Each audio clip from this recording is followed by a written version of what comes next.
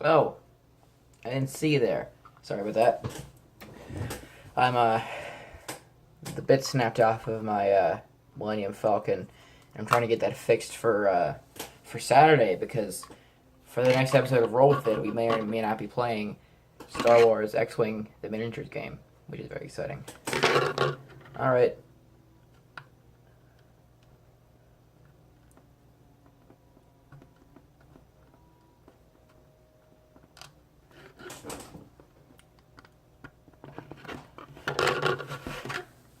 Let's get cracking. So, fix my hair right while we're filming. Perfect. You may recall last time on Tales from the Table, our party had found themselves shipwrecked.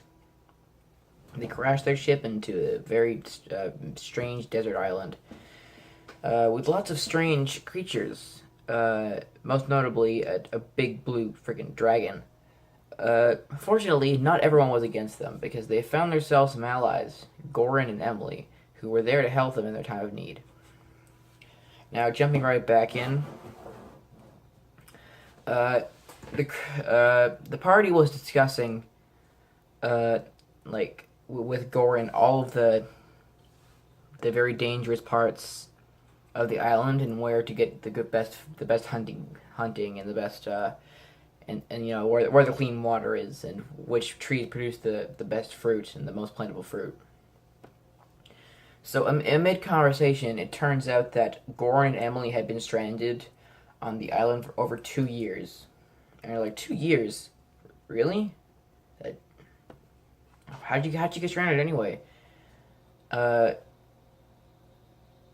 And they're like, yeah, 2 years. It does a toll on you, you know. 2 years on an island. Although you do get the best knowledge about the island.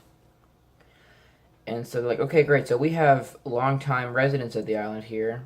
We'll be fine. We'll be able to overcome any obstacles that they may throw at us. You know, the DM might throw at us. We know everything, or so they thought. They decided to investigate Shield's lair.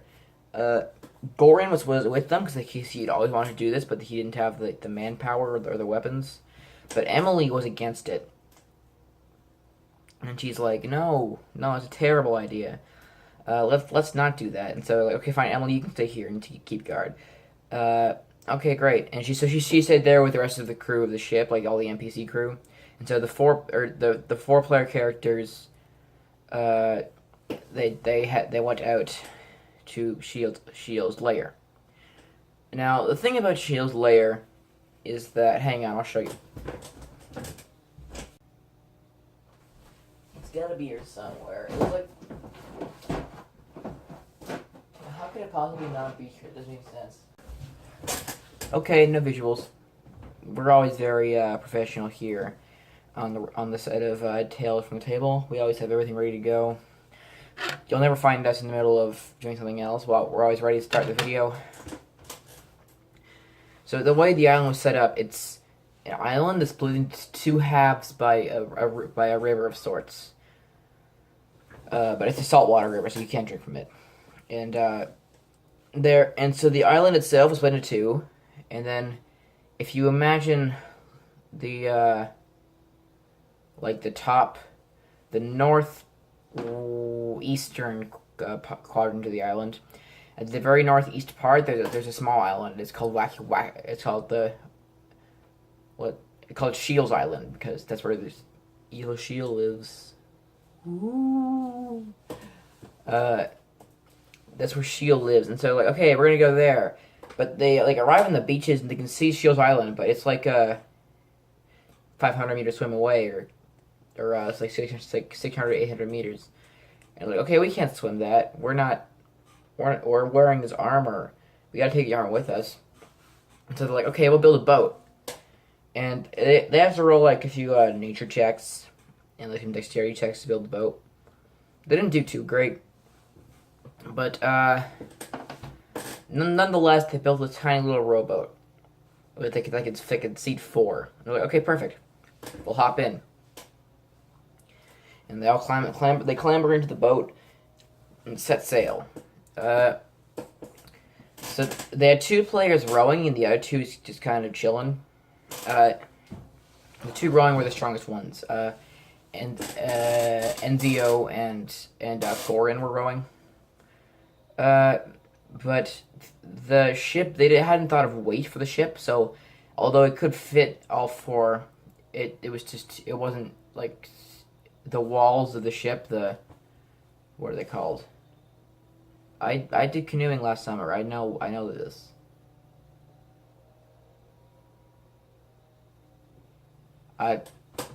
The sides of the boat, they weren't tall enough, and so when the boat sank into the water, the buoyancy was almost enough, but the water still kind of poured over the side. And so, like, okay, this isn't working. Okay, everyone out. We're gonna swim the rest of the way. But this time they were about halfway through, so there was no point in turning back when they could just finish the way there. Okay, let's do that. They swim, and because they're all in armor, none of them are really able to swim the 400 meters. And even without armor, if you aren't an experienced swimmer, like 400 meters is no mean feat. It's a lot of work to swim 400 meters.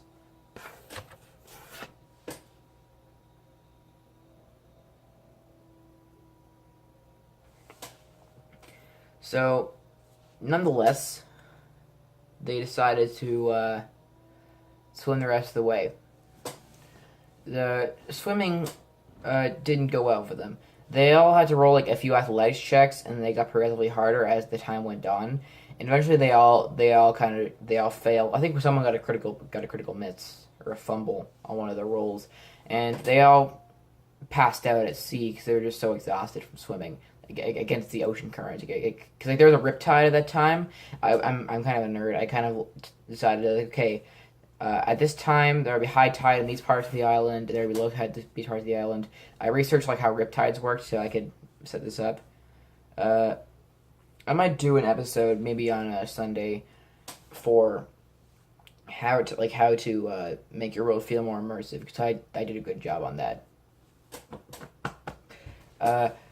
So yeah, the riptide carried them all different ways. I rolled a die to see where they all ended up, and none of them really ended up with each other. Chikaliku, our seeker, he ended up on the north side of the island. Gorin, one of our fighters, he ended up on like the west side of the island, which is deep in Sahuagin territory, which we'll get to later. And then Gesh and Enzio they ended up near each other, but not quite really near each other.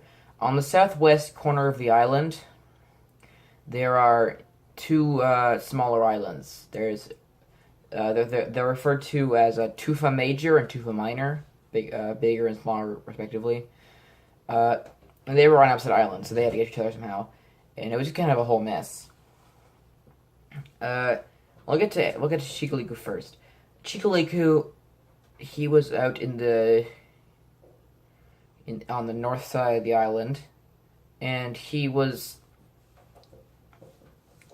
like kind of like on the edge. He woke up like at like in the evening, washing up on the north coast of the island, on the edge of the beach. So he had about 70 meters between him, not 70, like maybe like 25 meters between him and the tree line. So he was wearing leather armor at the time, and if you know anything about how leather works, salt water and leather do not mix at all, so it was kind of worn out and ruined. And so he decided, okay, screw it, whatever, it's dead weight. No one's gonna see me out here. He takes off all his armor. He just goes naked for the rest of the time. So he was totally exposed, except for like his bow that he still had that didn't wear out because I rolled like a 20 on on the durability check. And he walks toward the tree line and he steps into like a really loose feeling patch of sand. He's like, oh crap, and like his leg starts to be pulled under. He's like, oh no, I'm gonna die naked, which is never the position in which you want to die. So he has to like roll a bunch of strength checks to get out of this quicksand, and then tiptoe his way back to the tree line. As it turns out, that part of the island was called the Sinking Sands, which was named for obvious reasons. This is one of the places where they were told not to go.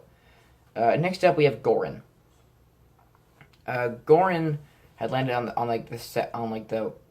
the western coast of the island, which was in territory of the sahuagins. Now, if you're unfamiliar with a sahuagin, they are. I think I said this last episode. They're like fishy creatures. They have gills and they come out of the water with their tridents. They're not very friendly people. And when he washed up, he was wearing. I think he had a